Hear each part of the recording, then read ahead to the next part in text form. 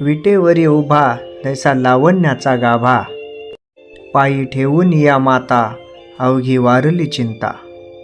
समाधान चित्ता डोळा श्रीमुख पाहता, बहुजन्मी केला लाग सेना देखे पांडुरंग. संत सेना महाराज पांडुरंगाला भेटल्यानंतर मनामध्ये कशा प्रकारच्या भावना उत्पन्न होतात याचं विवेकी दर्शन त्यांच्या अभंगामधून सांगतात. संत सेना महाराज सांगतात की काहीतरी आपलं पूर्वजन्मीचं पुण्य असेल किंवा आपलं या जन्मीचं देखील काहीतरी पुण्य असेल की जेणेकरून मला पांडुरंग भेटला. संत सेना महाराज त्यांच्या अभंगामधूनच हे गोष्टी सांगतात. सेना महाराज म्हणतात, विटेवरी उभा जैसा लावण्याचा गाभा. म्हणजे तो विठेवर उभा असलेला पांडुरंग विठ्ठल हा एक लावण्याचा गाभा आहे. हा जीवनाचा आधार आहे. ज्या ज्या वेळेस आपल्याला वाटतं की आपलं कोणीच नाही, आपल्या संकटामध्ये साथ देण्यासाठी कोणी नाही, आपल्या मनाची घालमेल ऐकण्यासाठी कोणी नाही आहे, आपल्याला प्रचंड त्रास होतोय, खूप यातना होत आहेत, परंतु ह्या यातना हलक्या करण्यासाठी कोणाकडे बोलवण्यासाठी आपल्याकडे सोबत कोणीच नाही आहे, त्या वेळेला जर आपण या पांडुरंगाचा धावा केला, त्याच्यासमोर जर या यातना सर्वस्व अर्पण करून टाकल्या तर तो पांडुरंग निश्चितपणे आपला पाठीराखा बनून उभा राहतो. हा पांडुरंग त्या सर्व आपल्या झालेल्या कष्ट, सर्व ताण तणाव हा तो निवडून टाकतो.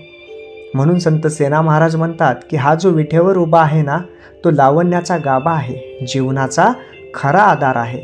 इतरत्र आधार शोधताल तर त्यामध्ये कदाचित काही स्वार्थ दिसेल, परंतु ह्या परमेश्वराचा जेव्हा आधार शोधताल त्यावेळेस निस्सीम भक्तीच फक्त पाहिजे.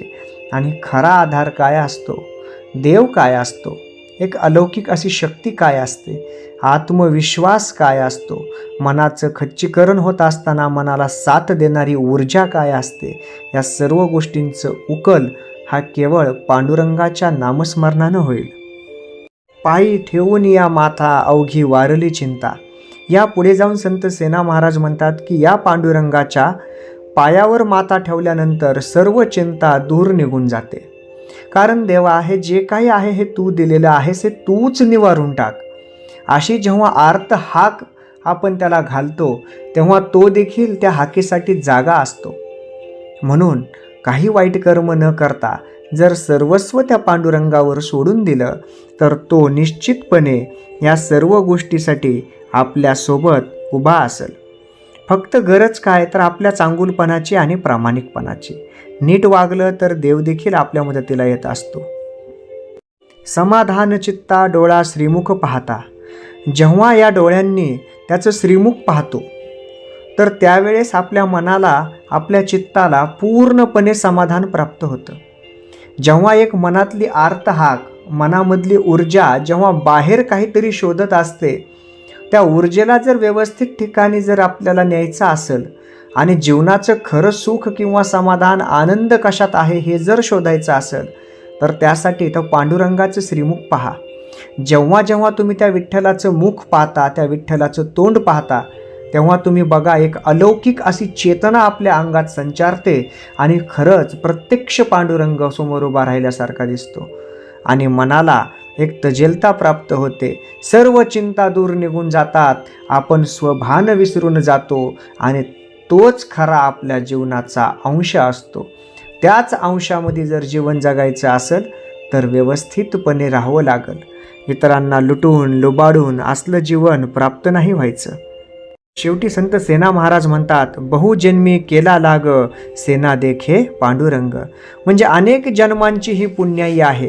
ह्या अनेक जन्माच्या पुण्याईमुळं सेना महाराजांना पांडुरंग दिसला. आपल्या देखील पुण्याईमुळं आपल्याला पांडुरंग दिसतो, पण आपण पुण्यच कमवत नाही. आपण तर पापाचे भागीदार होण्यासाठी उत्सुक असतो. आजच निश्चय करू, आत्ताच निश्चय करू, पापाचं भागीदार न होता पुण्याची वाट धरू आणि पांडुरंग आपल्यालाही दिसल्याशिवाय राहणार नाही. जर असा पांडुरंग पाहायचा असेल तर मनामध्ये पुण्याची गाठ बांधावी लागेल, पापाचा रस्ता सोडून द्यावा लागेल. खरंच आयुष्य खूप सुंदर आणि सुखकर होऊन जाईल. जय जय रामकृष्ण हरी.